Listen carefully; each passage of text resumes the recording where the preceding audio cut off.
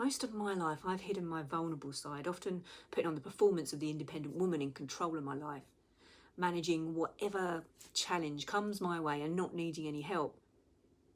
But the truth is, we all need each other, and I've been lying to myself for a long time. I felt let down by how unreliable and unavailable people had become in my life. I told myself I didn't need anyone and that I could do it all on my own. Now that might work in some small cases, but when something big comes up or a challenge, then it's a whole other ballgame. And finally, I surrendered to vulnerability. By being brave, because I'd always felt showing my vulnerability was so difficult, I started to really let people into my life and tell them about my deepest fears, about what's been happening. My circumstances have changed recently, and with that came delayed shock, anxiety and fear. And what I found was that by showing my vulnerability, it opened up something in me and it deepened my connections. It was like the walls dropped. And when they dropped, something more real came in. People softened. They related. Some even shared things that they were going through too, things I never would have known if I hadn't opened up first. We spend so much time thinking we have to be strong, together, polished, that we can't let anyone see the cracks. But those cracks, that's where the light comes in. And I'm not saying you have to bare your soul to everyone, but there's something incredibly powerful in saying, I'm struggling right now, or I don't know what's coming next, and that scares me. Vulnerability isn't weakness, it's the opposite. It's strength.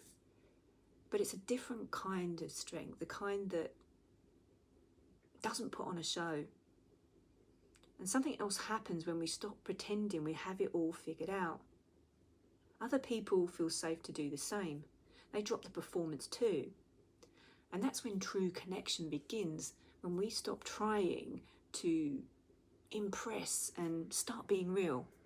We're all carrying something, whether it's grief, confusion, transition, fear. No one is immune to this human experience, but so often we think we're alone, that everyone else is handling things better than we are, that we have some secret key to a life that they have some secret key to a life that we missed.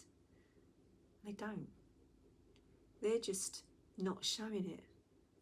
But when one person first shows up with truth instead of armour, it opens the space.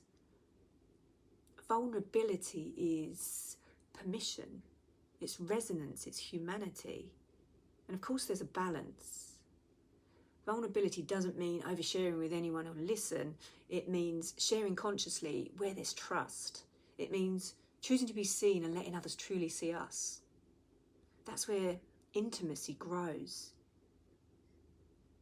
In all relationships, really. So if you're feeling overwhelmed or uncertain, whether it's about money, purpose, relationships, whatever it may be, try letting someone in.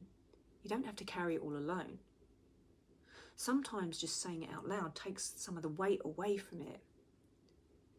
And maybe, just maybe, someone else, it gives someone else permission to share what's been heavy on their heart too. And this is the kind of world that I want to live in, where we're not performing strength, but practicing honesty. Not isolated souls, but mirrors of support for one another. So if you've been holding it all in, maybe this is your nudge to soften, to speak, to connect. Because you're not alone, not really. And vulnerability might just be the nudge, that nudge back to everything you've been missing. If you enjoyed this video, please subscribe below. I'm Deborah Lee, and check out my Linktree if you want to hit me up for a discovery call, and we can talk about how to help you overcome limiting thoughts and belief patterns and step into your intuitive flow for the life that you really want.